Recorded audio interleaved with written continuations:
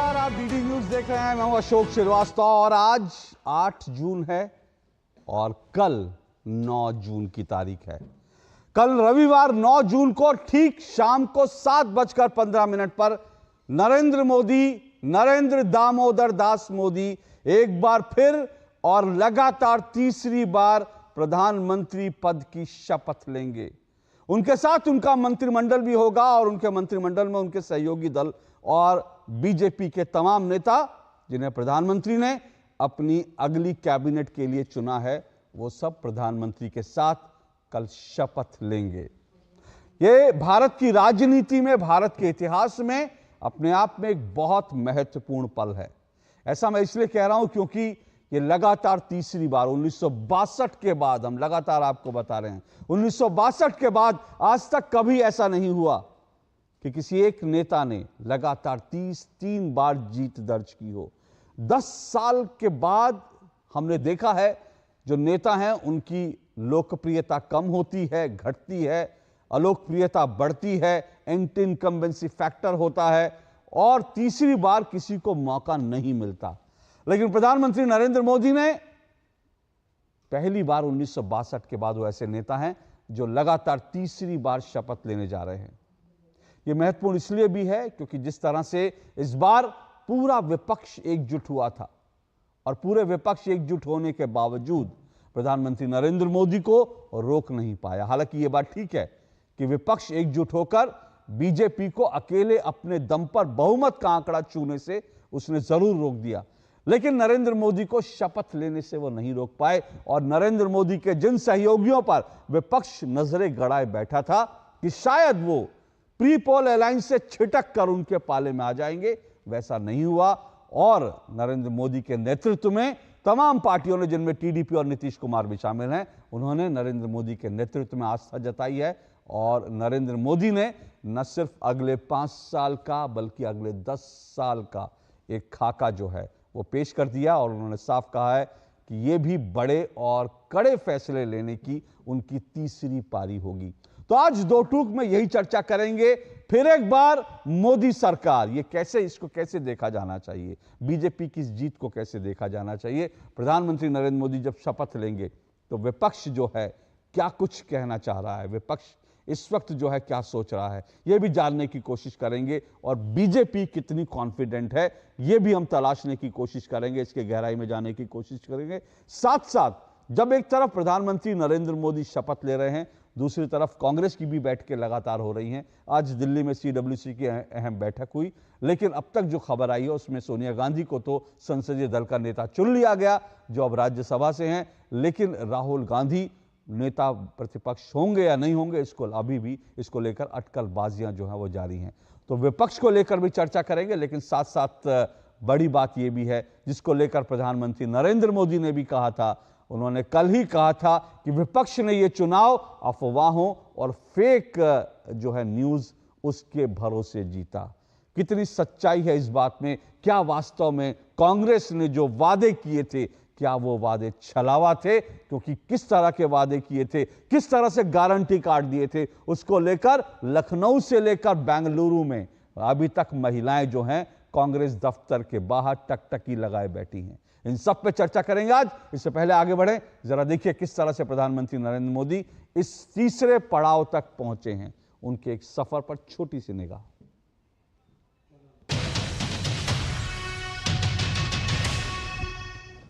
मैं नरेंद्र दामोदर दास मोदी ईश्वर की शपथ लेता हूं कि मैं विधि द्वारा स्थापित भारत के संविधान के प्रति सच्ची श्रद्धा और निष्ठा रखूंगा। मैं नरेंद्र दामोदर दास मोदी ईश्वर की शपथ लेता हूं कि मैं विधि द्वारा स्थापित भारत के संविधान के प्रति सच्ची श्रद्धा और निष्ठा रखूंगा।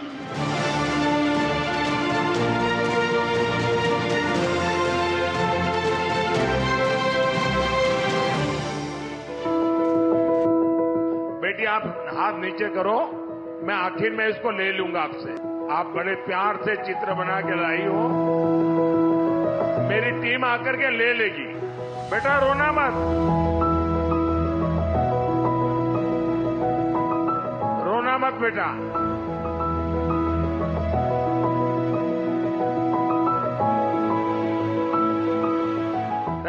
थैंक यू बेटा।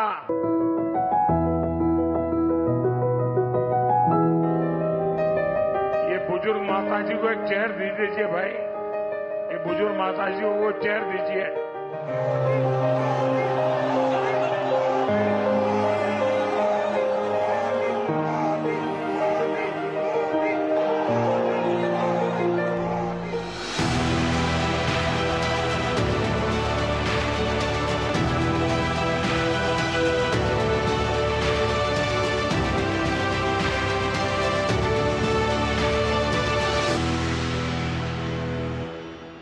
तीसरे कार्यकाल में देश बड़े फैसलों का एक नया अध्याय लिखेगा और ये मोदी की गारंटी है।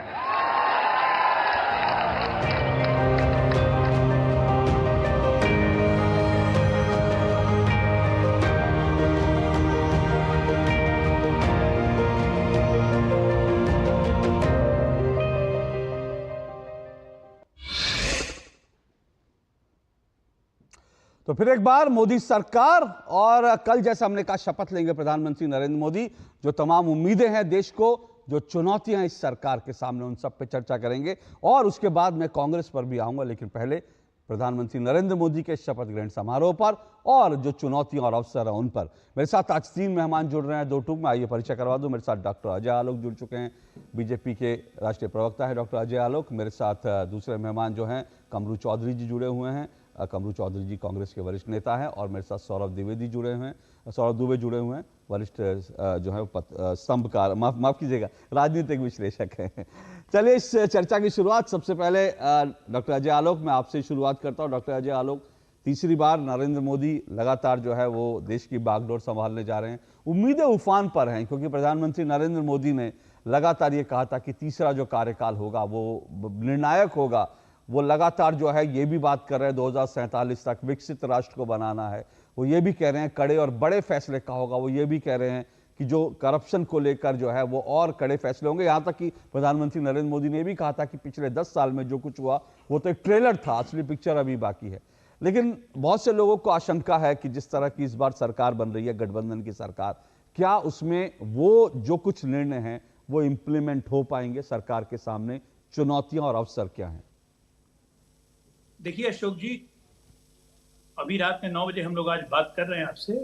कल रात के 9 बजेंगे तब तक ये देश एक अभूतपूर्व पल को जी चुका होगा, जो इस देश की आजादी में एक अभूतपूर्व पल होगा। क्योंकि जैसा आपके अपने ओपनिंग स्टेटमेंट में कहा कि 1962 में एक ऐसा नेता जो तीसरी बार शपथ लिया था वो इस देश ने 1962 में अंतिम बार देखा था, और दूसरा नेता तीसरी बार शपथ लेगा वो 62 साल के बाद 2024 में कल ये देश देखेगा।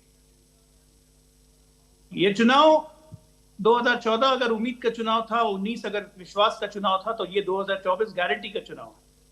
अनिश्चित तौर पे मोदी सरकार की गारंटी और मोदी की गारंटी है और रहेगी। इस देश ने एक साबित ये कर दिया कि तीसरी बार नरेंद्र मोदी जी और एनडीए को बहुमत देकर ये साबित किया है कि वो आज भी नरेंद्र मोदी जी के बताए हुए रास्ते पे ये देश चलना चाहता है और उन्हीं के लीडरशिप में इस देश को आगे बढ़ाना चाहता है। और 2047 के जो विकसित भारत का एक स्वप्न हमने जो देखा है, उस स्वप्न को रियलिटी में बदलने के लिए ये 5 साल हमारे लिए बहुत जरूरी है। देखिए, अगर हम बहुमत में नहीं आते तो आज जो 10 वर्षों की नींव जो एक खड़ी हुई थी इस देश में, जिसपे आज इमारत बननी है 2047 की, वो नहीं हो पाता। आज हम बहुमत में हैं और मत भूलिए कि 240 सीटें अगर एनडीए की आई हैं, लोग कहते हैं कि नहीं नरेंद्र मोदी जी को बहुमत नहीं मिला, तो वो लोग द्वैत स्वप्न में जी रहे हैं। क्योंकि 232 सीटें भी पिछली बार आई थी तो 1991 में आई थी। आज तक सबसे ज्यादा सीटें अगर आई हैं, ये हमारा थर्ड बेस्ट परफॉर्मेंस है। अगर फर्स्ट बेस्ट परफॉर्मेंस हमारा 303 था तो सेकंड बेस्ट परफॉर्मेंस हमारा 2014 में 282 था और ये थर्ड बेस्ट परफॉर्मेंस हमारा 240। तो हम कहीं से भी निराश नहीं हैं और बिल्कुल आशान्वित हैं, क्योंकि एनडीए के सारे घटक दल, चाहे 14 हो चाहे 19 हो, हमारे साथ सरकार में सम्मिलित थे। और इसी तरह 24 में भी एनडीए सारा मिलके एक मुट्ठी की तरह काम चलेगा और ये मुट्ठी देश को मजबूत करेगी।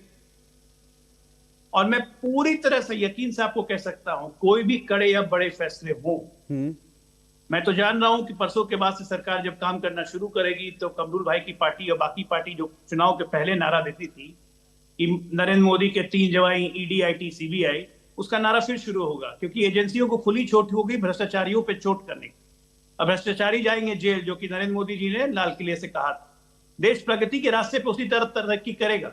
जो आज हमारा देश का मार्केट इंडिकेटर और सूचक बता रहा है कि हम 7.2 जीडीपी के ग्रोथ से बढ़ रहे हैं और मार्केट अभी सर्वश्रेष्ठ हाई पे है, जिस मार्केट पे अभी स्टॉक घोटाले का आरोप अभी 2 दिन पहले इनके महान युवराज जी ने लगाया था। तो ये सब चीजों को, मिथ को दूर करते हुए देश आगे बढ़ते रहेगा, देश कहीं रुकेगा नहीं। इंफ्रास्ट्रक्चर हो, चाहे बुनियादी जरूरतें हो, चाहे हर घर नल का जल हो, चाहे हमारी महिला करोड़पति बहनें हो, एक एक योजनाओं पे तेजी से काम होगा। और हाँ, एक बात बता दूं, जो इन चुनावों में इन्होंने एक गंदा नैरेटिव गढ़ा कि 400 आएंगे तो संविधान खत्म हो जाएगा, आरक्षण खत्म कर दिया जाएगा, इन सब बातों का माकूल जवाब 3 से 6 महीने के अंदर हम देंगे। ये नैरेटिव और ये मिथ तोड़ देंगे जो इन्होंने फैलाया चुनाव में। और कुछ राज्यों में हमें इसका नुकसान हुआ, चाहे वो राजस्थान हो चाहे मध्य प्रदेश, ये मिथ टूटेगा और इनका काला चेहरा फिर से हम बेनकाब करेंगे सबके सामने, क्योंकि इनकी हालत तो वो हो गई है ना।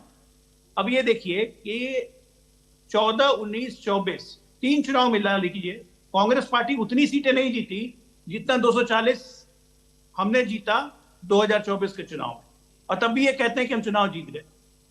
पूरा का पूरा इंडी गठबंधन जोड़ लीजिए तो 233 पर रुक जाता है। 240 अकेले बीजेपी ने जीती, लेकिन तमाम इंडी गठबंधन के लोग कह रहे हैं कि चुनाव हमने जीत लिया, हमने मॉरली और पॉलिटिकली हरा दिया। अरे भाई, मैंने आपको कहा था अशोक जी, चुनाव के पहले, आपको याद होगा आपकी डिबेट, कि इस देश में इस चुनाव के रिजल्ट के बाद अवसाद के मरीजों की, डिप्रेशन के पेशेंट्स की संख्या बढ़ने जा रही है। हमें स्वास्थ्य विभाग को भी ध्यान देना होगा, बेडों की संख्या बढ़ानी है। तो आप चिंता मत कीजिए, देश पूर्ण रफ्तार से आगे बढ़ेगा। चलिए ठीक है, देश पूर्ण रफ्तार से आगे बढ़ेगा, डॉक्टर अजय आलोक का दावा है। और जो आपने तमाम बातें कही, नैरेटिव्स की बात की, ये बात ठीक है, बीजेपी को नैरेटिव्स तोड़ने ही पड़ेंगे, क्योंकि ये नैरेटिव जो है, उस नैरेटिव के कारण जो है बीजेपी के सभी नेता और राजनीतिक विश्लेषक भी मानते हैं कि काफी नुकसान बीजेपी को जो हुआ है इन नैरेटिव्स के कारण हुआ है।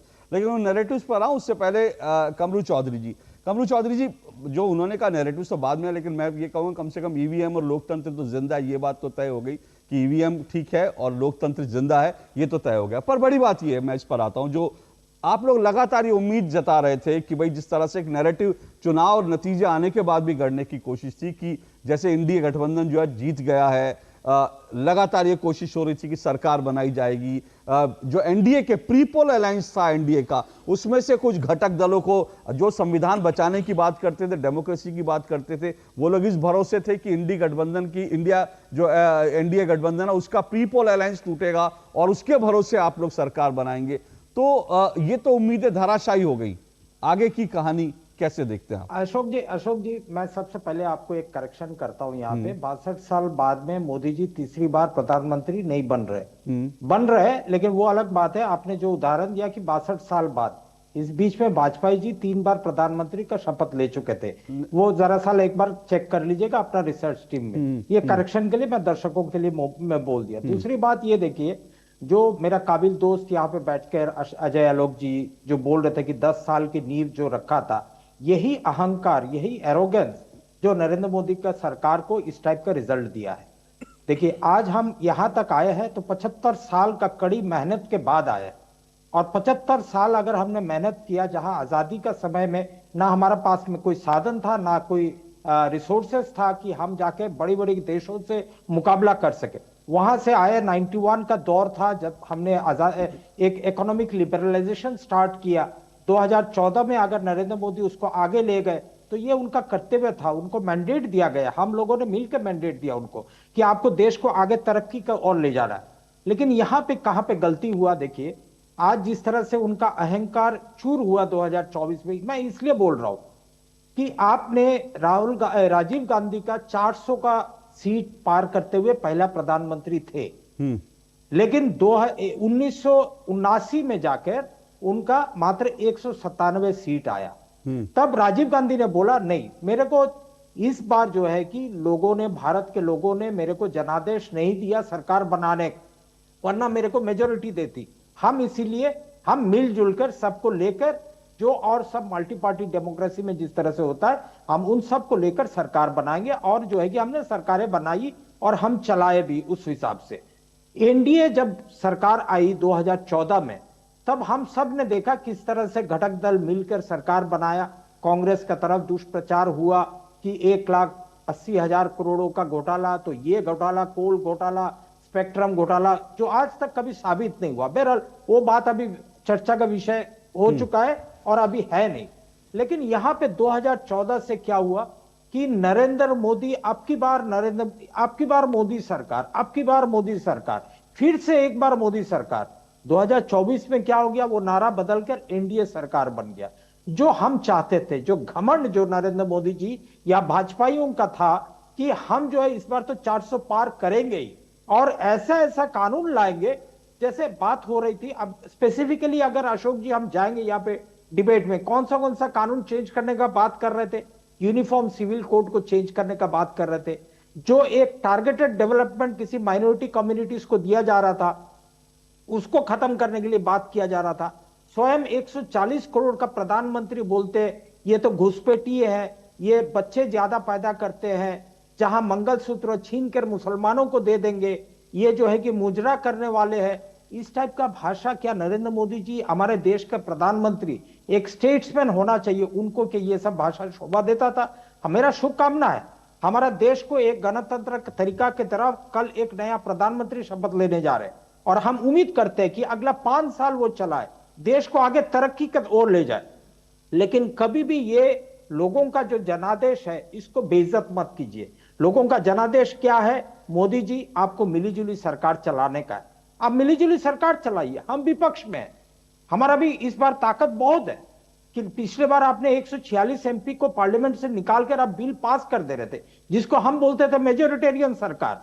अगर सलाह मशवरा कर सरकार चलाने का जनादेश मिला है, तो लोगों का भावना, अहंकार को छोड़कर देश को आगे तरक्की के रास्ते पे ले जाइए। हम आपके साथ एक कंस्ट्रक्टिव ऑपोजिशन का तरफ हम आपके साथ निभाएंगे, ये तो गारंटीड है आपके लिए। और सरकार तोड़ना जोड़ना ये हमारा कांग्रेस पार्टी का काम नहीं है, वरना महाराष्ट्र का सरकार ये पिछले 4 दिन में हम तोड़ चुके होते। ये आपको बता रहा हूं यहाँ पे। और दूसरी बात यहाँ पे देखिए, जो भी हो, चाहे उत्तर में जो भी जनादेश मिला, दक्षिण में क्या मिला, नॉर्थ ईस्ट में क्या मिला, है तो हमारा भारत एक अंग है। इसको लेकर अगर हम चले, हर वर्ग के लोग को आगे लेकर चले, नरेंद्र मोदी जी अगली बार आपको ये सब जो है मुजरा और मंगलसूत्र का बात करना नहीं होगा। आपको हर बार जो है हम भी आपको वोट देंगे, 2-3 चीजें कृपा कर इस बार जो है जो जनादेश मिला, नफरत की राजनीति आप मत करिए इस कमरू जी 2-3 चीजें जो आपने कही, एक तो मैं अजय जी रिस्पॉन्ड करना चाहता है, लेकिन उससे पहले एक बार जो आपने कहा कि करेक्शन करने के लिए, वो करेक्शन उसमें यह है कि 5 साल सत्ता में रहने के बाद कोई सरकार नहीं लौटी। अटल जी की सरकार, पहली सरकार मुझे जहां तक ध्यान है 19 दिनों की थी, उसके बाद 19 महीनों की थी। तो इसलिए जब 5 साल सरकार में रहने, हाँ 13 दिन, हाँ माफ कीजिएगा 13 दिन, सुनिए सर, सुनिए, देखिए आपने बोला कि 5 साल का बात नहीं बोला, आपने बोला तो सर ठीक कर देते हैं, कोई बात नहीं। ये तो अच्छा हुआ आपने अच्छा हुआ ये याद दिला दिया, क्योंकि असली बात यही है कि 5 साल सरकार में रहने के बाद 13 दिन वाले लौट आते हैं, 13 महीने वाले लौट आते हैं, उसके बाद 2.5 साल वाले लौट आएंगे, लेकिन 5-5 साल का टर्म पूरा करने के बाद ऐसा करने वाला, इतिहास बनाने वाले नरेंद्र मोदी हैं। एक बात ये आपने अच्छा क्लियर कर दिया, दर्शकों को और इसकी गहराई समझ में आएगी। और दूसरी बात आपने कहा, अच्छी बात है, ये बहुत बढ़िया बात है कि आपने जो कुछ यहां पर बातें करी, और आपने कहा कि ये जनादेश का आप सम्मान कर रहे हैं, सरकार चलाने देंगे। हालांकि जो आपने एक बात कही कि हम चाहें तो तोड़ सकते हैं, वो तो ऐसा नहीं लगता, क्योंकि उसकी कोशिशें हो चुकी हैं। लेकिन एक बात और कहूंगा, मुझे लगता है जो तमाम जो मुद्दे आपने उठाए, मुझे लगता है कमरू जी आप भी बंगाल से आते हैं। अधीर रंजन चौधरी जो बयान दे रहे हैं आज पश्चिम बंगाल में, उन्होंने कहा ना मैं हिंदू रहा ना मुसलमान रहा।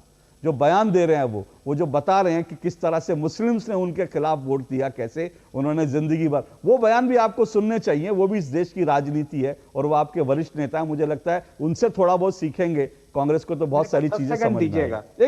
एक मिनट उनका जवाब ले लो, फिर मैं आता हूं आपके पास। एक बार अजय जी का जवाब ले लो, फिर आता हूं। अजय जी रिस्पॉन्ड करिए। 2-3 बार बताऊंगा कि मैंने तो कहा था कि नेहरू जी के बाद मोदी जी हैं जो लगातार तीसरी बार 5-5 साल राज करने के बाद तीसरी बार जनादेश देंगे। तो आपने अटल बिहारी वाजपेयी का नाम ले आया।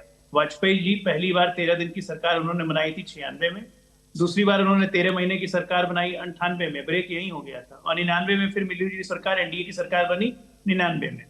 तो मोदी जी सही में तीसरी बार शपथ लिए तीसरी बार लगातार आपने बोला शपथ लिया तीसरी बार, पहला प्रधानमंत्री नेहरू के बाद। लगातार की बात हो रही है, ये डिबेट का विषय नहीं है। खैर नहीं, दूसरी बात मैं बताता हूँ, राजीव गांधी को मैंडेट नहीं मिला, ये आपने ठीक कहा। 403 से घट के आगे 198, उसके 197, उसके बाद आपने कहा कि हम सरकार नहीं बनाएंगे क्योंकि जनादेश नहीं मिला। सच्चाई है ये, उनको जनादेश मिला था और बनाना भी चाहते तो नहीं बना सकते थे क्योंकि सहयोगी ही नहीं थे ना, सब तो हमारे साथ थे। कम्युनिस्ट भी उस वक्त हमारे साथ थी, जनता दल के साथ थी, कम्युनिस्ट, भाजपा, जनता दल सब एक साथ थे। आपके पास था कौन जो आप सरकार बनाते? और जैसे ही आपको कोई था मिला तो आपने 1991 में मौका तो छोड़ा नहीं। 232 के साथ नरसिम्हा राव की अल्पमत की सरकार बन गई। तो इसलिए तो बड़ा मॉडल ग्राउंड लेने की जरूरत नहीं कि सरकार नहीं बनाई। सच्चाई है कि 1989 में कांग्रेस के पास कोई सहयोगी थी ही नहीं। तो अहंकार किसका बड़ा, ये भी साबित हो गया। हमने तो 2 बार बहुमत होने के बाद भी एनडीए के सहयोगियों को अपने मंत्रिमंडल में भी रखा और एनडीए को इंटैक्ट रखा। 303 हमारी संख्या थी, लेकिन एनडीए की संख्या हमेशा 360 के पार रही। हम इसको छाती ठोक के बोलते थे, चाहे पार्लियामेंट हो चाहे बाहर हो। मोदी जी तो चुनाव प्रचार के पहले भी कहते थे कि जब भी वोटिंग की नौबत आई तो एनडीए की संख्या हमेशा 400 पार होती थी। ये कितनी बार मोदी जी ने कहा, लेकिन ये तो आपको सुनाई नहीं देगा, सिलेक्टिव हियरिंग की आदत है। दूसरी बात मैं बताता हूं, दोनों में अंतर क्या है। कांग्रेस पार्टी 2014-2019 एक राष्ट्रीय पार्टी जिसका आप दम भरते हैं कि हम सबसे पुरानी पार्टी है। कोई कारण है कि पहली बार 44, दूसरी बार 52, तीसरी बार 99, आप ट्रिपल डिजिट पे नहीं क्रॉस कर पा रहे हैं? इसका क्या कारण है? कहीं मंथन किया? इस बार आपने क्या कहा जाके? संविधान दिखा के कहा कि संविधान खतरे में, संविधान बदल जाएगा, आरक्षण खत्म, 1 लाख रुपए आएंगे, खटाखट सारे खटाखट लोगों की भीड़ जमने लगी, लखनऊ से लेकर दिल्ली से लेकर बैंगलोर तक। दीजिए 1 लाख रुपए, झूठे वादे करके, अशोक जी बिल्कुल। देखिए आलोक जी आपको बहुत सम्मान करता हूँ। अब एक प्रवक्ता है राष्ट्रीय पार्टी के, मैं एक 10 सेकंड के लिए मैं एक सवाल पूछता हूं आपके। आप एक सम्मानीय प्रवक्ता है राष्ट्रीय दल का, राष्ट्रीय पार्टी का। एक बात बताइए, आज ये जनता जो सुन रही है आज अशोक जी का 2 टोक, बता दे किसी को मालूम है, आपने किसी को भी पहुंचाया आपका मैनिफेस्टो में क्या लिखा हुआ था? आपने तो कांग्रेस का मैनिफेस्टो का दुष्प्रचार किया। आपने बोल दिया कि ये जो है कि मंगलसूत्र हिंदू औरतों का छीन के मुसलमानों को दे देगी, ये जो है कि आरक्षण खत्म कर, ये जो है कि मुसलमानों को आरक्षण दे देगी। कहां पे मैनिफेस्टो में लिखा हुआ था अजय भाई?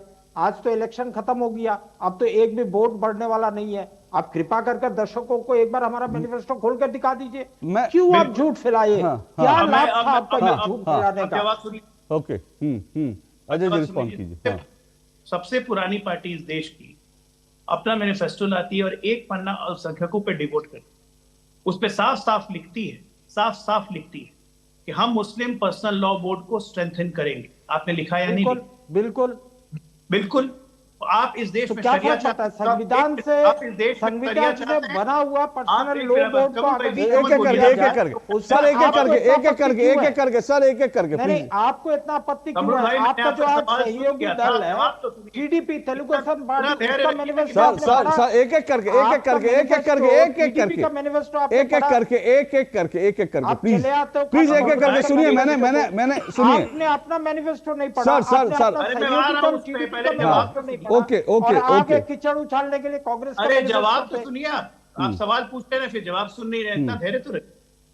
क्या आपने ये नहीं कहा कि हम बैंकों को इंस्ट्रक्ट करेंगे, सबको इंस्ट्रक्ट करेंगे कि वित्तीय सहायता अल्पसंख्यकों को लगातार बढ़ाई जाए और हम सुनिश्चित करेंगे कि ये मिले। हम सुनिश्चित करेंगे कि विदेशों में पढ़ने वालों की संख्या अल्पसंख्यकों के लिए बढ़े। क्यों? ये पूरे देश के लिए आप क्यों नहीं सुनिश्चित कर सकते हैं, सिर्फ अल्पसंख्यकों को क्यों? आपने कर्नाटका राज्य में पूरा का पूरा मुसलमानों की हर जातियों को आरक्षण में लेके, चाहे वो फॉरवर्ड की जातियां हो चाहे बैकवर्ड की जातियां हो, आपने क्या संदेश दिया? क्या आप ओबीसी का हकमारी कर रहे हैं मुसलमानों के नाम पर? अगर हम ये बात कह रहे हैं तो हम गलत क्या कर रहे हैं? हमारे मैनिफेस्टो में तो A to Z हम क्या करने जा रहे हैं, हमने क्या किया है, हमने एक एक चीज लिखा, हमने एक एक कहा। प्रधानमंत्री के अगर 45 मिनट के स्पीच में 40 मिनट होता था कि 10 साल में उन्होंने क्या किया, किस तरह से इंफ्रास्ट्रक्चर का जाल बिछाया, किस तरह से इंटरनल सिक्योरिटी मजबूत की, किस तरह से एक्सटर्नल सिक्योरिटी मजबूत की, किस तरह से रक्षा उत्पादन बढ़ाया, तमाम बातें कहते थे। लेकिन आप लोग ध्यान कहां आपका जाता था? आपका ध्यान जाता था जब अशोक जी आप अपने कमिटेड वोट बैंक एक इंग्लिश में बोलते हैं ना, कहावत एक तो है हिपोक्रेसी। हिपोक्रेसी का भी एक सीमा है। कांग्रेस का मैनिफेस्टो आपका हक है आलोचना करना, आप करने कर दिया, लोगों ने आपका ये आलोचना को ठुकरा दिया।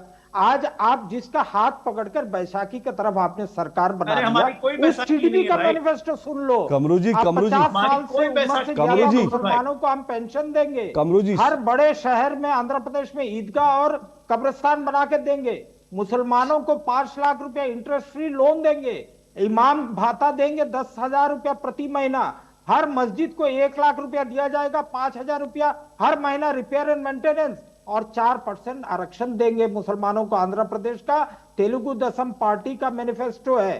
देखिए, आलोचना कीजिए जो लोग आपको चोरी में ना पकड़े, आप इस तरह से आलोचना कीजिए। मैं एक बात सुनिए एक बात। कमरू जी, आपने एक पॉइंट कहा था, मैं सिर्फ अपनी बात पूरी करके उसके बाद मैं कांग्रेस पर भी आऊंगा मैं विस्तार से। मैं आज ज्यादा कौन से क्या ये जो घोषणा पत्र रहे, अब उसमें बहुत ज्यादा उसमें डिटेल में जाने की कोई फायदा नहीं है, मुझे लगता है अब नतीजे आ चुके हैं।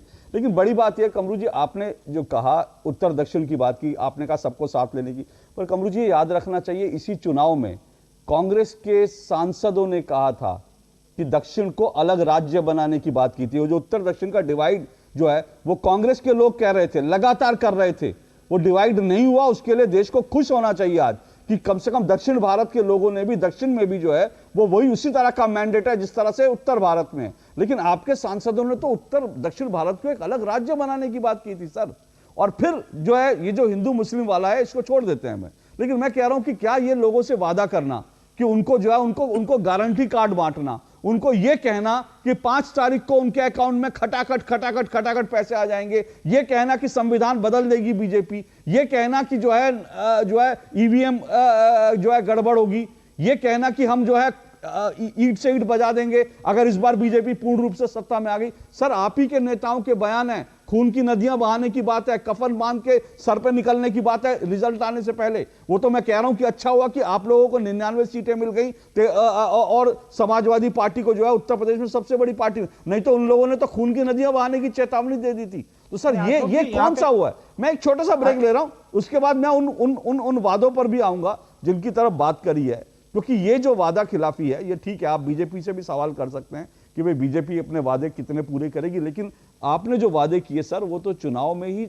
ही पूरी तरह से वो ढोल फट गया। मैं उस पर भी आऊंगा, क्योंकि ये आज जो लगातार दिल्ली से लेकर के सब जगह, दिल्ली में भी खबर आ गई है, महिलाएं कांग्रेस दफ्तर के पहुंच गई कि हमको जो है 8,500 रुपए कम मिलेंगे। ये सब क्या हो रहा है कमरू जी? ये सब जवाब देगी तो डेमोक्रेसी में बनेगी ना। मैं आऊंगा इस पर ब्रेक के बाद। प्यास बुझाए, डाइजेशन के लिए मस्त, शरीर में नमक पानी का बैलेंस बनाए।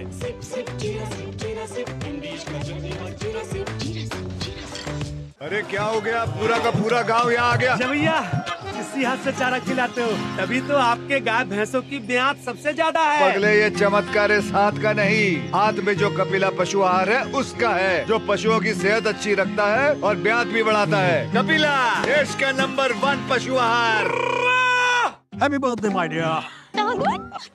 अरे ये क्या? एप्सिलॉन मेरी नई स्कूटी के लिए। ओए बनो सयानी, नहीं तो पैसों पे फिर जाएगा पानी। मतलब? सुनो, ऑनलाइन लर्निंग एप्स को जांच परख कर आरबीआई अधिकृत बैंक एनबीएफसी से ही आप लोन लीजिए। अनधिकृत एप्स या अनजान लोगों से निजी जानकारी शेयर करना यानी धोखा। दादू बन गई सियानी। गिफ्ट नहीं खोलेंगे? आरबीआई कहता है इनसे सुनिए, जानकार बनिए, सतर्क रहिए। तेरी होने वाली मदर इन लॉ कुछ ज्यादा ही ट्रेडिशनल है। ट्रेडिशनल लोग ज्यादा इमोशनल होते हैं। तो भाई साहब, अब कोई किसी की लाइफ में आग नहीं लगा पाएगा। समर कूल, जो हर दिल करे कबूल। डॉक्टर ऑर्थो ऑयल के रेगुलर मसाज से जॉइंट हेल्थी रहते हैं, और अगर प्रॉब्लम बहुत पुरानी है तो डॉक्टर ऑर्थो कैप्सूल्स साथ लेना ना भूलें। अब दर्द भी घुटने टेकेगा। लाल रंग इसका अपार, तीखा कम है फिर भी स्वाद। MDH Kashmiri. MDH Curiosity can take you to some out of the world places. Curious about this place? Scan this QR code before I take it off with my Seat tires. Seat, crafted for the curious. बात जब पीढ़ियों के लिए बनने वाले घर की हो तो जिम्मेदारी बड़ी हो जाती है। गैलेंट समझता है ये जिम्मेदारी। अब डबल एम रिब्स के साथ गैलेंट एडवांस TMT रीबार निर्माण का रियल हीरो। अब छोलिया हो या लोबिया, सफेद चने या काले चने, सब कुछ मजेदार बने।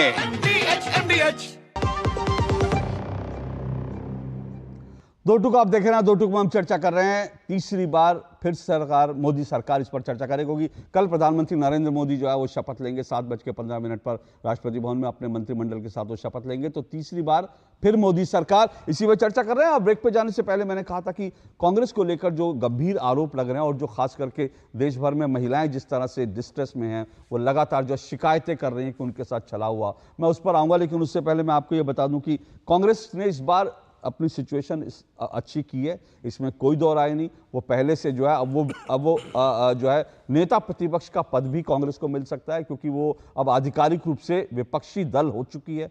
लेकिन उसके बावजूद बड़ा सवाल यह है कि 15 साल पहले 206 सीटें मिली थी कांग्रेस को 2009 में, सोचिए। उसके बाद से कांग्रेस अब तक जो है वो 100 का आंकड़ा एक बार भी नहीं पार कर पाई, जबकि इस बार कांग्रेस अपने सहयोगियों के साथ थी।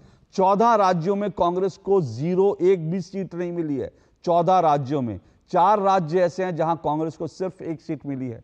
इस एक राष्ट्रीय पार्टी, देश की सबसे पुरानी पार्टी के लिए वो संतोष हो सकता है, लेकिन उसके बावजूद जो है मुझे लगता है ये जो ट्रेंड है कांग्रेस के लिए बहुत उत्साहजनक नहीं है। लेकिन कांग्रेस पर सबसे बड़ा आरोप ये लग रहा है कि कांग्रेस ने जो वादे किए, खास करके महिलाओं को जो ठकाठक खटाखट पैसे देने के, वो वादा जो है अब क्या कांग्रेस को भारी पड़ रहा है? जरा ये रिपोर्ट देखिए, फिर मैं आगे इस पे बात करूंगा। ये लोग फिर दोबारा अगर गलती से चुन के आए बीजेपी और आरएसएस के जितने भी सपोर्टर्स हैं, आइंदा इलेक्शन नहीं होंगे, डेमोक्रेसी खत्म कर देंगे, संविधान को खत्म कर देंगे, ये तुम ध्यान में रखो। आरएसएस और बीजेपी जो संविधान है, लोकतांत्रिक सिस्टम है, उसको खत्म करने की कोशिश कर रही है। जब संविधान बदलेंगे तो ये जो अधिकार है जो सबका है इस देश में, कि चाहे प्रधानमंत्री हो चाहे छोटे से छोटा किसान हो, उसका वोट का अधिकार है, इसका क्या होगा?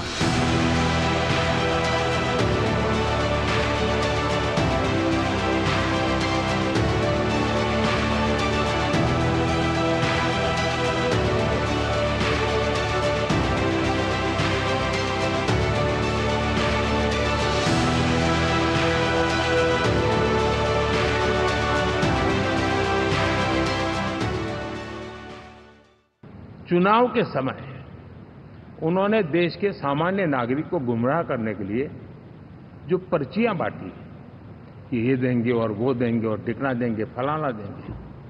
2 दिन से मैं देख रहा हूं कि कांग्रेस के दफ्तरों पर लोग कतार लगा के खड़े हैं कि ये पर्ची है, 1 लाख रुपया कहां है, लाओ भाई, मांग रहे हैं लोग। यानी आपने जनता जनार्दन की आंखों में कैसा उनको भ्रमित किया, कैसी आंख में धूल झोंक दी कि वो बेचारा सामान्य नागरिक मान के चलता था, हाँ भाई 4 जून के बाद रुपया मिल जाएगा, इसलिए वो जाके खड़ा रह गया। और अब उसको धक्का मारा जा रहा है, डंडे मारे जा रहे हैं, वहां से निकाला जा रहा है। सारे गरीबों की लिस्ट बनेगी, हर परिवार में से एक महिला का नाम चुना जाएगा और उस महिला के बैंक अकाउंट में साल के 1 लाख रुपए डाल दिए जाएंगे, महीने के 8,500 रुपए, हर महीना 1 तारीख को खटाखट खटाखट खटाखट खटाखट खटाखट।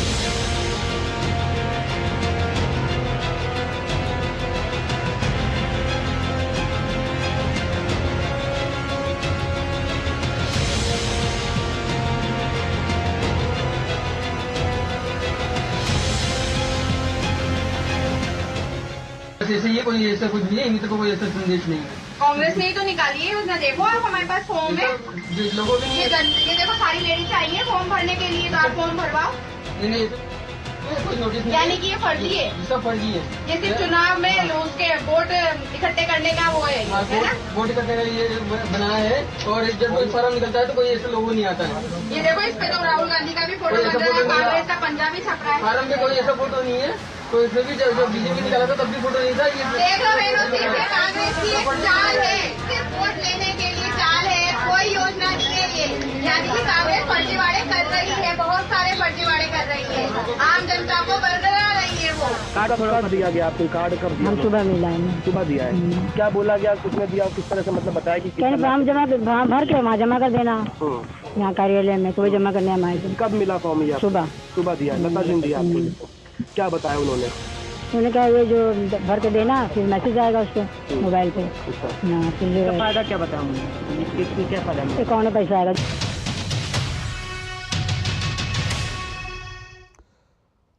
तो देश में जगह जगह से खबरें आ रही हैं कि कांग्रेस के कार्यकर्ताओं ने जो महिलाओं को घर घर जाकर जो गारंटी कार्ड दिए थे, उस पर कहा गया था कि आपके अकाउंट में 5 तारीख को 8,500 रुपए जो है पहुंचने शुरू हो जाएंगे। अब 5 तारीख होती ही ये महिलाएं कांग्रेस दफ्तर पहुंच रही हैं कि भाई आपने गारंटी दी थी, वो 5,500 रुपये कहाँ, 8,500 रुपये कहाँ हैं।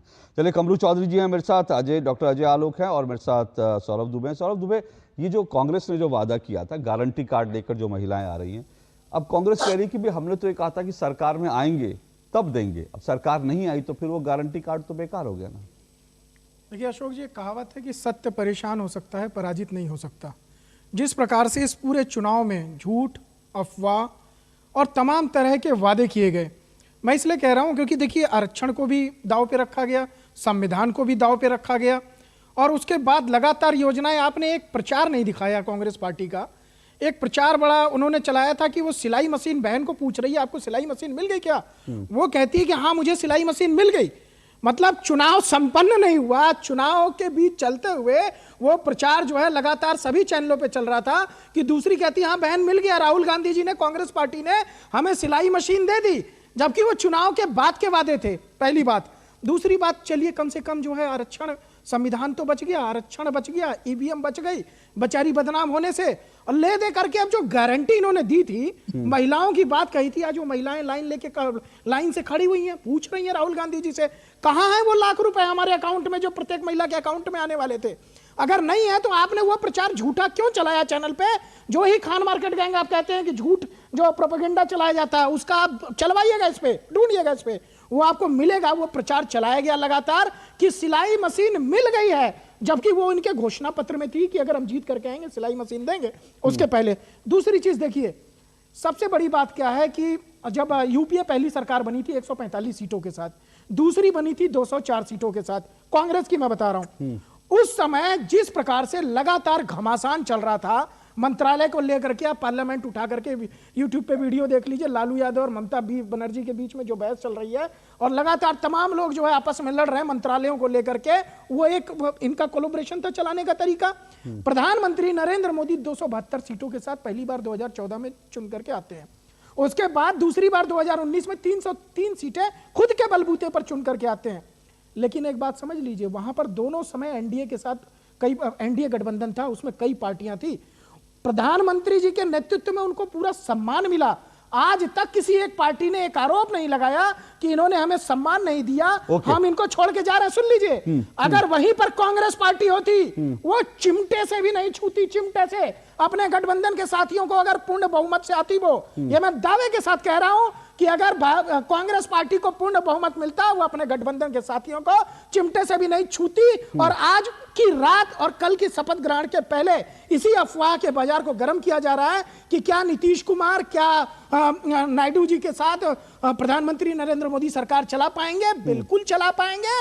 आने वाले समय में कहीं ना कहीं पश्चिम बंगाल भी इसमें जुड़ेगा, अन्य पार्टियां भी जुड़ेंगी, और प्रधानमंत्री जी ने साफ साफ कह दिया इस बार एनडीए की सरकार और गठबंधन के साथ बहुत मजबूती के साथ चला के दिखाएंगे, जिस प्रकार से प्रधानमंत्री अटल बिहारी वाजपेयी ने 4.5 साल तक जो है तीसरी बार में सरकार चलाई थी। ओके कमरू जी, एक बड़ा सवाल है, मेरे पास जितनी क्लिपिंग से मैंने दिखाई, अगर मैं और भी जाता, मेरे पास समय, ये मेरे पास कुछ ऐसी क्लिपिंग भी थी जिसमें इंडी गठबंधन के अलायंस, जिसमें चाहे वो अरविंद केजरीवाल हो या राहुल गांधी हो, उन्होंने 2019 में भी चुनावी सभाओं में यह कहा था कि अगर बीजेपी सत्ता में आई, नरेंद्र मोदी सत्ता में आए, तो चुनाव नहीं होंगे इस देश में, तानाशाही आ जाएगी, संविधान खत्म हो जाएगा। 2019 में भी यह कहा था, आज फिर यह कहा कि संविधान खत्म हो जाएगा, चुनाव नहीं होंगे। और जो महिलाओं के साथ किया, क्या ये वास्तव में क्या ये झूठ नहीं है? बार बार झूठ बोल करके क्या आप लोगों ने एक फेक नैरेटिव नहीं बनाया? अशोक जी, आपको बहुत दिनों से मैं फॉलो करता हूं दूरदर्शन में, ये मेरा सौभाग्य है कुछ महीनों से आपके साथ जुड़ रहा हूं। 2014 से पहले भी आप हमारे ही आलोचना करते थे, 2019 से पहले भी, 2024 में मोदी जी जीतने के बाद में हमसे ही सवाल। देखिए, ये जो कांग्रेस के पार्टी ऑफिस में महिलाएं जाकर लाइन लगा रही है, वहां पे गारंटी का ये मांग रही है, तो ये हमने भी किया था। 2014 के बाद हम भी पार्टी ऑफिस के बाहर जाकर लाइन लगाते थे हमारे कार्यकर्ता के साथ कि भाई 15 लाख रुपया कब दे रहे हो मोदी जी। ये तो चुनावी एक ये रहता है पॉलिटिकल एक तो जो आंदोलन बोला जाता है। हम भी गए थे 15 लाख रुपया, लेकिन ये बात अलग है कि अमित शाह जी बोल दिए थे ये 15 लाख रुपया तो एक जुमला है। लेकिन आपको यहाँ याद दिला दो, जब राजस्थान में अशोक गहलोत जी का सरकार था तो हमने 25-25 लाख का जो है कि इंश्योरेंस स्कीम दिया था मेडिकल। आज वो घटकर 5 लाख रुपया आ गई है। कर्नाटक जब सरकार आई, हमने बोला था कि हर महिला, जरूरतमंद महिला का 2000 रुपया कर हर महीना उसका अकाउंट में हम देंगे जब सरकार में आ जाएंगे। 2022 के अगस्त या सितंबर से वो चालू हो चुका है, गृह लक्ष्मी स्कीम। बहुत सारे ऐसे स्कीम कांग्रेस के राज्यों में चल रही है। यहाँ पे मेरा इंडिया गठबंधन का जो घटक दल है, एक मेरा छोटा सा सबमिशन है कमरू जी, एक मेरा छोटा सा सबमिशन है। मेरे पास अभी अगर समय होता, मैं आप लोगों का समय कटौती नहीं करना चाहता, मेरे पास अभी हिमाचल प्रदेश से लोगों के बाइट्स हैं जो ये कह रहे हैं कि हमारा वादा पूरा नहीं हुआ, इसलिए हमने जो है विधानसभा चुनाव में, युवा कह रहे हैं कि हमको जो कहा गया था नौकरी का, इसका उसका, वो वादा पूरा नहीं हुआ, इसलिए हमने इस बार बीजेपी को वोट दिया। कांग्रेस, मेरे पास अभी बाइट है, मैं अभी चलना नहीं चाहता, मैं कहता हूं आपका समय में समझ गया। दूसरी मैं अपनी पूरी बात करूं। दूसरी बात मैं आपको बताता हूं, जो आप कह रहे हैं ना कि राजस्थान में सर, राजस्थान विधानसभा चुनाव में मैं 15 दिन तक राजस्थान में, पूरा राजस्थान में घूमा था और मैंने कई बार कांग्रेस के नेताओं से कहा कि मुझे ऐसे लोगों से मिलवाइए जिनको 25 लाख का बीमा मिला है। कई बार प्रेस कॉन्फ्रेंस में सवाल पूछे गए, लेकिन कांग्रेस एक या दो लोगों के अलावा ऐसे कोई केस नहीं दे पाई जिनको वो फायदा मिला है। और उसका नुकसान कांग्रेस को यह हुआ कि कांग्रेस विधानसभा चुनाव में भी हार गई। पर आप जो कह रहे हैं कि 15 लाख, मैंने ये जो 15 लाख का कहना, ये चुनावी सभाओं में कहना कि भाई अगर हम लोग जीतेंगे, पैसा और विदेशों से पैसा ले आएंगे, सबके खाते में 15 लाख आ जाएगा, ये एक अलग विषय है। इस पर हालांकि जवाबदेही बनती है, आलोक जी से मैं पूछूंगा, लेकिन कार्यकर्ता घर जाएं, महिलाओं को एक गारंटी कार्ड दें और कहें कि देखो इसमें राहुल गांधी जी के दस्तखत हैं, और महिलाओं को ऐसे भी वीडियो जिसमें महिलाओं को कांग्रेस की कार्यकर्ता दे रही हैं और कह रही हैं कि 5 जून को कांग्रेस ऑफिस आ जाना, आपका पैसा आपको मिल जाएगा। नहीं तो इतनी बड़ी तादाद में महिलाएं नहीं आती सर। ये मैं कह रहा हूं कि ये शायद भारत के चुनावी इतिहास में पहली बार हुआ है कि महिलाओं को लिख कर दिया गया है, साइन करके कि राहुल जी की फोटो लगी है, साइन है, आइए आपको पैसा मिल जाएगा। ऐसा तो मैंने इतिहास में नहीं देखा सर। मैंने बहुत चुनाव कवर किए हैं। एक मिनट आ रहा हूं आलोक जी, इनका एक छोटा सा जवाब ले लूं जी। अशोक जी, हर चुनाव से पहले कांग्रेस पार्टी अपने मैनिफेस्टो जारी करती है और वो मैनिफेस्टो देखिए, विपक्ष में हम बैठकर भी हम देखते हैं कि बहुत सारा मैनिफेस्टो का पॉइंट्स सरकार उठाकर उसको चालू करती है। हमने 2019 में न्याय का स्कीम चालू किया था जिसमें वो वादा किए थे कि 72,000 रुपया जरूरतमंद का बैंक अकाउंट में जाएगा हर साल। हम अगर जीत जाते तो हम न्याय का स्कीम भी चालू करते। लेकिन आज देखिए जिस तरह से आप बोल रहे हो कि कांग्रेस के पार्टी ऑफिस में महिला आ रही है, तो ये क्या चीज साबित कर रही है? या तो फिर इसका पीछे एक षड्यंत्र है जो भारतीय जनता पार्टी मिलकर हो सकता है इन लोगों को उत्साह रही है, पार्टी ऑफिस में जाने के लिए बोल रही है। सर, इतना बड़ा अचंभा मत होइए, अचंभा मत होइए। 10 सेकंड देखिए, कर्नाटक में, हिमाचल में, कर्नाटक, हिमाचल और तेलंगाना में इन्होंने 500 रुपए सिलेंडर का वादा किया था। आप रेट उठा के चेक कर लीजिए अभी, 805 रुपए 50 पैसे सिलेंडर, तो आपने 500 रुपए में देने का वादा किया था। ओके, सिलेंडर कहाँ गए? ठीक है, एक एक करके कमल जी जल्दी से अपनी बात पूरी कर, फिर मैं आलोक जी के पास जा रहा हूं। अशोक जी, ये तो एक गारंटी था जिसका बात आप कर रहे हो। हमने तो सरकार में आने से हमने लोगों को वादा किया 21 गारंटी का। अगर सरकार में आ जाते, और मेरा पूरा उम्मीद है 2029 तक अगर ये सरकार टिकती है, 2029 में हम फिर से किस गारंटी लाएंगे जी। और लोगों के पास में जाएंगे? कमरू जी, क्योंकि लोगों को जिस तरह से गुमराह कर उनका मल्टी डायमेंशनल पॉवर्टी, जिस तरह से जो हालत है गांव देहात में, आप वही रिजल्ट में झलक आएगा आपको। ओके, वरना ओके, भाजपा जो है ठीक है। अजय जी, अजय जी रिस्पॉन्ड कर, उससे पहले कमरू जी एक छोटी सी मैं जल्दी से कमेंट और बता देता हूं। मैं फिर कह रहा हूं, राजस्थान में सर ऐसा भी हुआ था, मैं फिर से याद दिला रहा हूं, आप लोगों ने किसानों के लिए क्या किया उस पर अगली लंबी डिबेट हो सकती है, लेकिन राजस्थान में भी राहुल गांधी जी का वायदा था कि दिन गिनिए, 1 2 3 4 10 तक गिनेंगे, कर्जे माफ हो जाएंगे। और मैंने खुद इस 2 टूक में राजस्थान में कांग्रेस की सरकार आने के 1 साल बाद 2 साल बाद यह डिबेट की थी। वहां पर किसान रो रो कर कह रहे थे कि हमारी जमीन को बैंकों ने नोटिस चिपका दिया, हमारी जमीन जो है वो। उसके बाद टिकैत जी जो है राजस्थान गए थे कहने कि किसानों की जमीनें बैंक ले रहे हैं। 2 साल 2.5 साल तक कोई किसान का कर्जा माफ नहीं हुआ था। मैं ये कह रहा हूं, फिर भी मैं कह रहा हूं कि ऐसे वादे एक अलग बात है,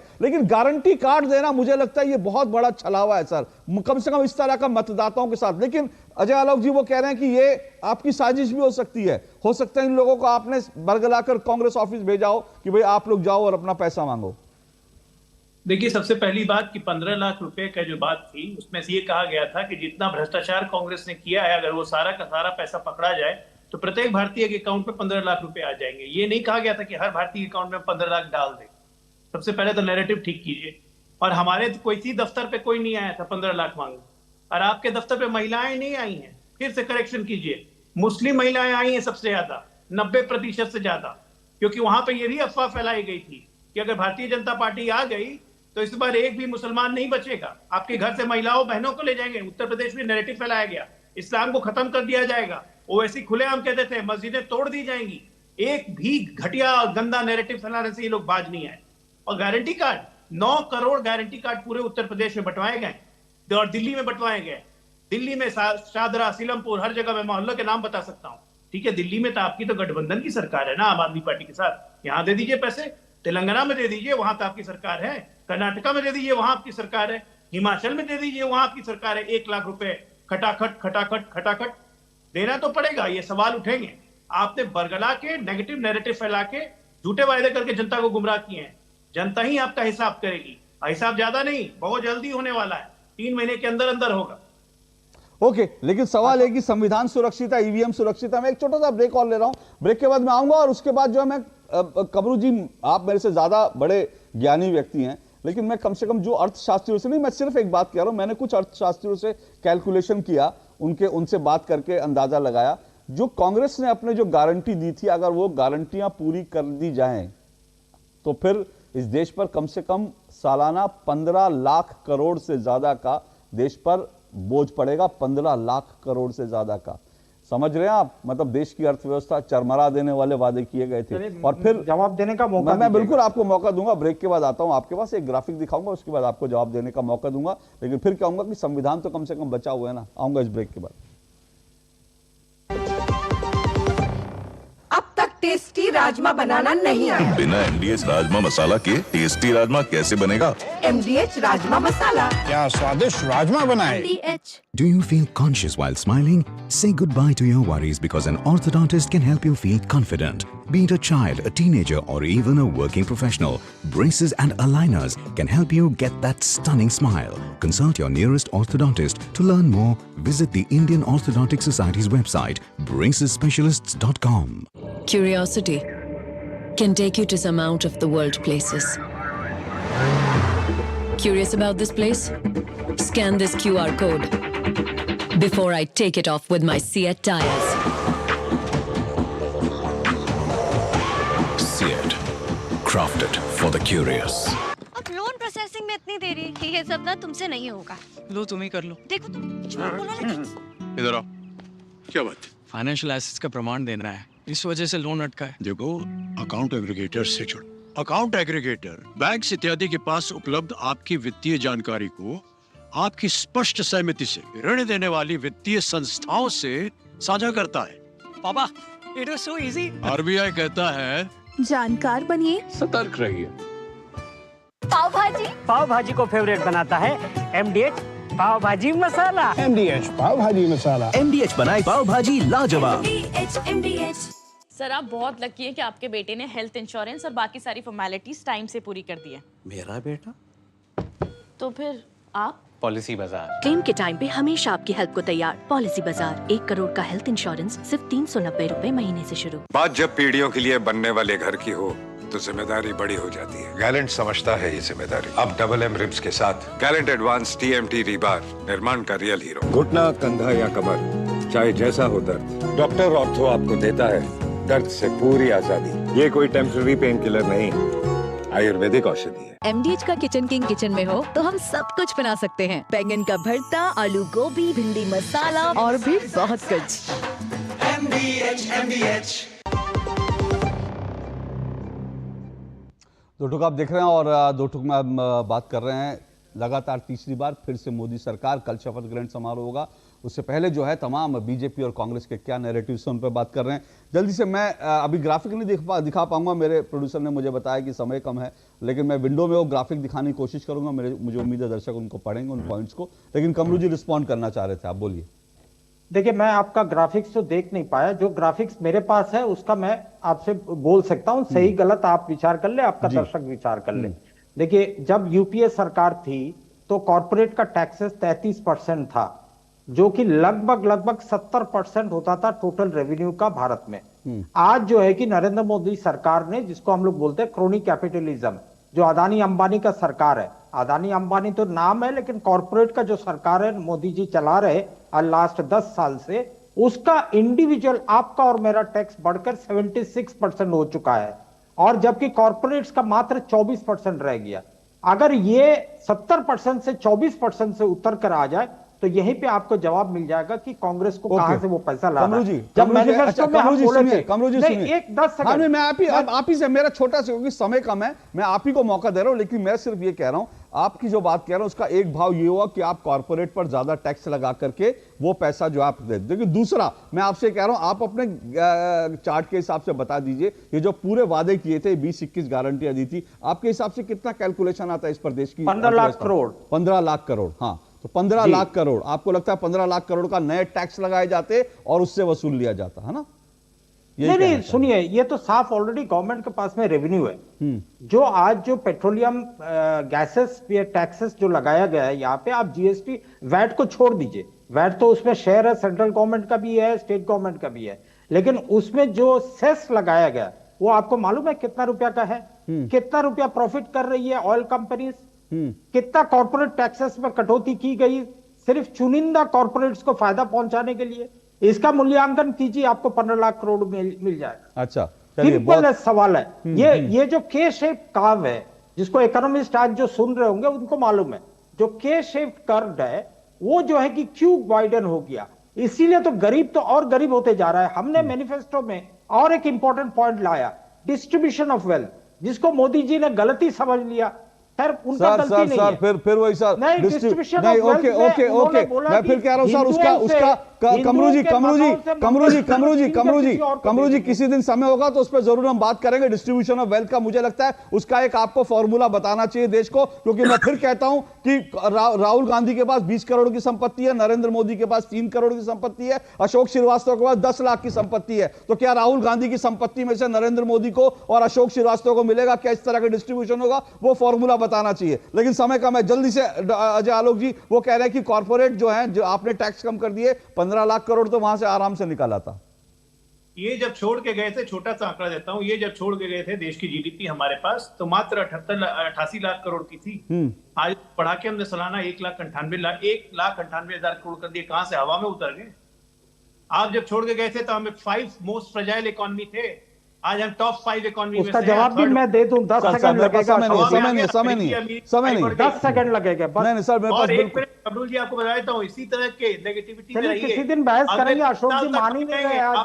बिल्कुल सर, बहस करेंगे। मेरे ऊपर भी कुछ है, मेरे ऊपर मेरे प्रोड्यूसर है, वो मुझे लगातार कह रहे हैं कि समय हो गया, लेकिन इन सब पे जरूर बात करेंगे। लेकिन जो फ्रेजाइल 5 था वो नहीं भूलना चाहिए, वो असलियत थी। फ्रेजाइल 5 से लेकर आज हम 5वीं बड़ी अर्थव्यवस्था, लेकिन फिर भी अर्थव्यवस्था को लेकर जरूर मौका लगेगा तो डिबेट करेंगे। लेकिन आज के लिए इतना ही, बहुत बहुत शुक्रिया। मैं फिर कह रहा हूं, कल एक बड़ा दिन होगा, लगातार तीसरी बार नरेंद्र मोदी जो है शपथ लेंगे। संविधान बचा हुआ है इस देश का, ईवीएम बची हुई है, डेमोक्रेसी बची हुई है, लेकिन उन महिलाओं का क्या जो गारंटी कार्ड लेकर कांग्रेस दफ्तर पहुंच रही है, उनके ऊपर जो कहानियां हम लगातार आपको दिखाते रहेंगे और चर्चा भी जारी रहेगी। आज के लिए इतना ही, नमस्कार।